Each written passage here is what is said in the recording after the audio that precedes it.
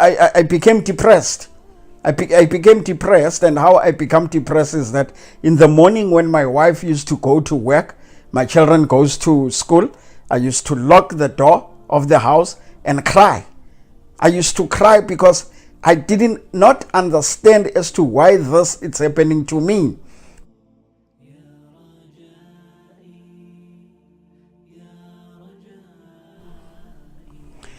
Salah alaikum.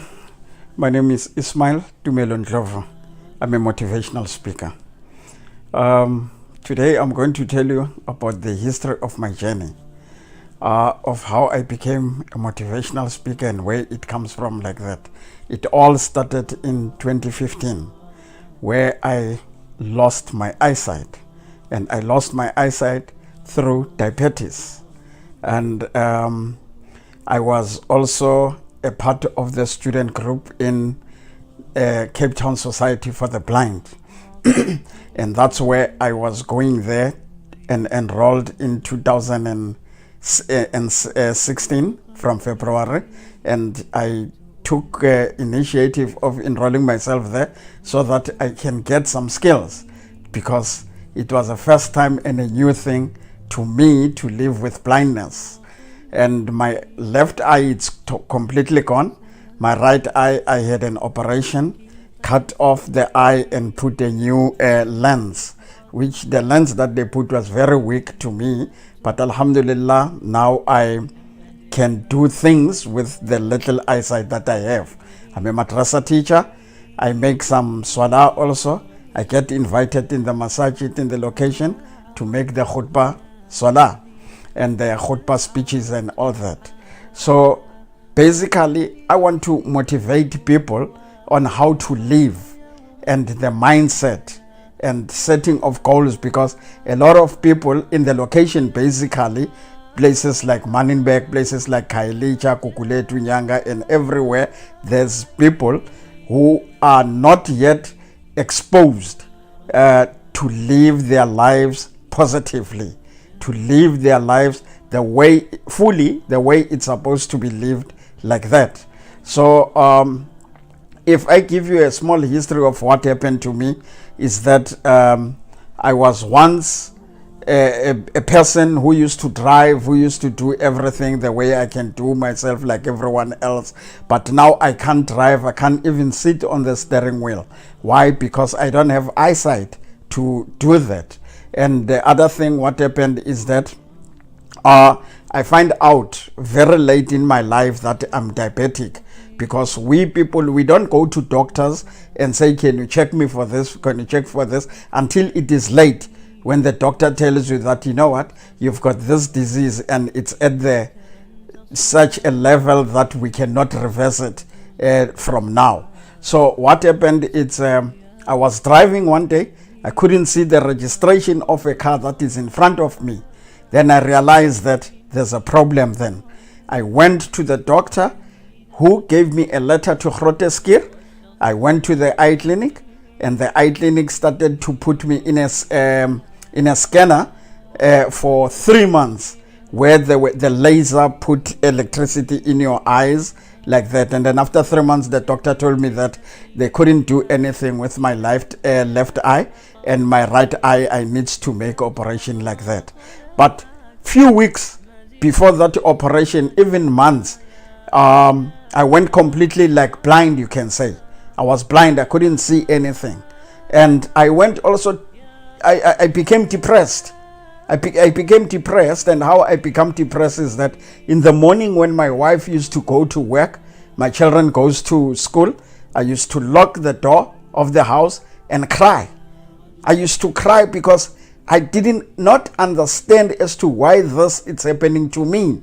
Because ya Allah, I don't rob people, I don't go around and steal from people and all that. I'm just trying to make a living of myself and my children and raise my family properly. But why me? And even have the thoughts of, it's there, God in reality. Is God there? Do you hear me? Can you look at me now? Help me. This is what I want to do, but I can't because of this eyesight. And the worst thing that will happen to a person when he's depressed, that when I used to make a cup of coffee, or food for myself, when you switch on the kettle and the kettle is boiled and all that, when I put water in the cup, I did not know as to the cup it's full or what. And then I'll hear the water on myself. I could feel the water burning me and all that. That's what really made me to be more depressed like that, because I couldn't do anything for myself. And the other thing, what happened? I stopped making salah. Why? Because I couldn't understand that. Why must I make salah when the God does not look at me and all that? Until I read a book. And how did I read the book? With the help of Helen Keller Society, based in Maitland. And then they gave me this present for Christmas of 2015, a Christmas box. They gave me a Merlin reader to read in. That's like a projector. Then I was able to read and all that. And then I started to, I had motivational books. I had a book of Napoleon Hill, Think and Grow Rich. I started reading. Then I came across the story of Helen Keller, and the very same person who gave me hope. Because Helen Keller was born a normal child. At the age of 1 year, 6 months, she became deaf. She became dumb. At the age of 3, she became blind, but she had a master's degree at that time when she had to have a master's degree. She was a motivational speaker herself. Now you'll ask me as to how did she speak, because she was dumb, she couldn't speak. But Helen Keller spoke. There's a way that she spoke. If you go on websites and look how she spoke, they're showing there as to how did she speak. And there's a question I like from Helen Keller. They give the question, these people, the press people, to her as to what is depressing you the most in the world. I think the questioner, the media person, was expecting to hear from the eyesight, from the hearing, from the talking. No, but Helen Keller, what did he say?